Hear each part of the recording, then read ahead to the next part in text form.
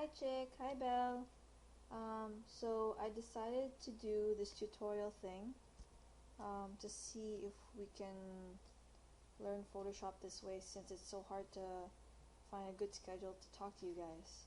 So yeah, these are just gonna be the basics of Photoshop. I'm not quite sure how much Bella knows or how much you know, Chick, but hopefully I can help you at least starting off.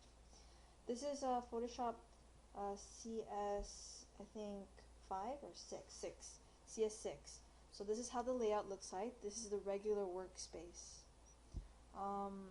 Usually when you start Photoshop, you click File, New, and choose a size, a preset. Usually you can just go with 8.5 by 11 and just start with that, but I already have something here for you. Okay, I'm going to teach you the 4 basics of Photoshop. Well, for now. And you can tell me later on if you got what I was saying or if you need me to tell you something more. But for now, I'm going to show you these 4. The first is the workspace. This is the default workspace. You'll find here, this is the toolbar over here. This is the layers bar, and it's connected with 2 other tabs, the channels and the paths. You'll learn that much later on, but right now the most important one is the layers. You'll have adjustments and styles over here, color and swatches. Eventually, when you get used to this, you can remove these. Like, you can just close them. I'll leave them on for now so you don't get confused. This is actually, right now we're working on the canvas. That's what you call the canvas here. You know already that this is where you draw and write, and the black part is inaccessible. You can't touch anything of that. You get your file information over here, like the name of the file, what layer you're on. See, like I'm on the 3rd layer, so it shows over here, and what channel. So yes, this is the workspace. Also, to help, like, you can start with a canvas, like say example I showed you earlier. It's 8.5 by 11, but say example I'm already 8.5 by 11, but I want it to be bigger. I want the canvas to be bigger. An easy way to do that is, I'm probably jumping too soon, but you can go to Image, Canvas Size. See that? When you click it, then you can resize it. I'll go in inches. Say I want it wider, I'll just change it to like 11. Ta-da! See, it's wider now. So to do that, that would be Image, Canvas Size. I'm just writing this so that in case you want to see it, it's here. Okay. Right. So the next is the tools. The tools that you'll be using, especially when you're just drawing, not photo editing or anything else. The most important ones you would need are the brush, the eraser, the lasso, the crop, and the dropper. And of course the move. I completely forgot about that one. The move tool. So this is the move tool over there. Actually, I think it's called something else. Like, what was it? Yeah, the move tool. I was right. Move tool. When you have this selected, anything that is, if you're on that layer, it will move it. Like example, I'm on this layer, it will move it. You know this already. Brush, pretty basic, over there. Draw something. Eraser, also pretty basic, erase it. Lasso's over here. And what lasso does is that it selects. And then you use the move tool and it'll cut it. See? The thing about the lasso tool is that you have certain options. Like if I pull this little arrow here, I can get a free lasso tool, a polygonal, I don't know how to say that, lasso tool, and a magnetic lasso tool. These 2 are the most useful, lasso and the angular looking one. This one, the circle one, is free. It's called freeform. Whatever you do, it'll follow the shape like that. You draw it, and when you let go, it'll make this dotted line so that it'll select whatever you need and cut it. So say example, if I have like a picture or a face like that, I just use the lasso tool, and I only want the eye to move. Move tool, I can move the eye. Ta-da! To remove the dotted line thing, by the way, it's Control D, and it's gone. See? The angular one, oops, the angular lasso tool, it helps you, it gives you a lot more control. But the problem with this one is that there are angles. So watch, when I do this, I have to click each time for it to hold in place. So it does give me more control, but it's not as smooth, right? Okay, Control D. Okay, oh, and just to let you know, the magnetic tool, what it does is that magnetic lasso tool, it's like a smart tool. It finds connections for you. So example, I tapped one, and if I continue moving around, it drops down those little points themselves. How about that's not funny. And for it to close, I have to go back to the first one. See? So it's harder to control. It's not as easy. So always stick to these two. The dropper tool is this one here. Okay, I don't know why I keep it showing. This one. With the dropper tool, it picks up any color.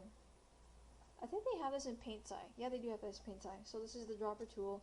Say I want to pick up the same pink. In these two color swatches, it will show that I picked it up. Blue, white, right? Black. And then I can go back to brush and use that color. The crop tool is this one here. See? What the crop tool does is that it's another shortcut to resizing your canvas. Say for example, I want to make it thinner. When you pull the edges, it crops it. Enter. See? Control Z. Like if I opened a file and it was this big and I want to make it bigger, I can pull it this way. Enter. Control Z. Okay. Now the shortcuts for these same tools I told you are easy to find because when you leave your mouse over the tool, it'll actually tell you the shortcut, like V. Brush is B. Eraser is supposed to be E, actually it's E. Lasso is L, and you know the move, spacebar is for moving. So all these other tools you will eventually come upon, but these ones are for now important. If there's any other particular tool you want me to tell you about, just let me know, I can tell you, I can teach it to you. Okay, now this is the most important part of the lesson. I think, Chico, you don't know this yet, but it's layers. So layers work like I have here in this drawing, like cellophane.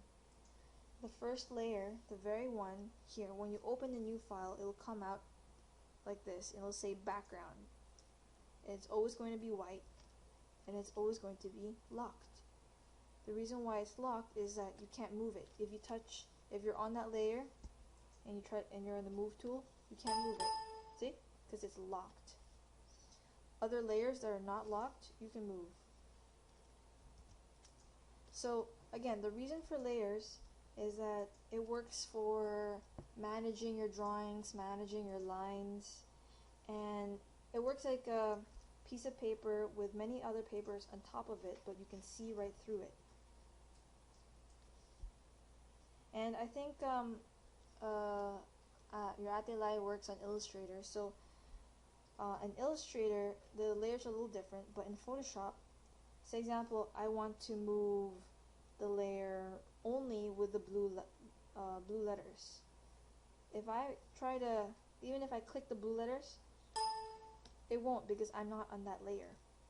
I have to go to that layer. This is the layer of the blue letters. Now I can move it. This is why it's super important to label your layers, which is something I should do. Pink. To label it, by the way, it's double tap.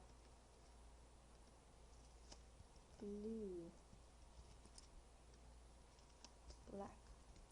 See? So now I know which layer is which. I am it. But you get the idea. Here's an example of how you can use layers when you're painting or drawing. This is one of my old drawings. Usually when you draw, you can use it like a rough sketch, then you clean it up, then you paint it. Tricky work this way. With layers, it helps you to keep some of the old sketches so you don't have to erase it. Like this is my old sketch. I did a really quick one and I liked it. So what I did is that I drew more layers on top of it that was cleaner. See? And the way to organize your layers, by the way, see this, you can tell it's layers because it's checkered here. To organize it,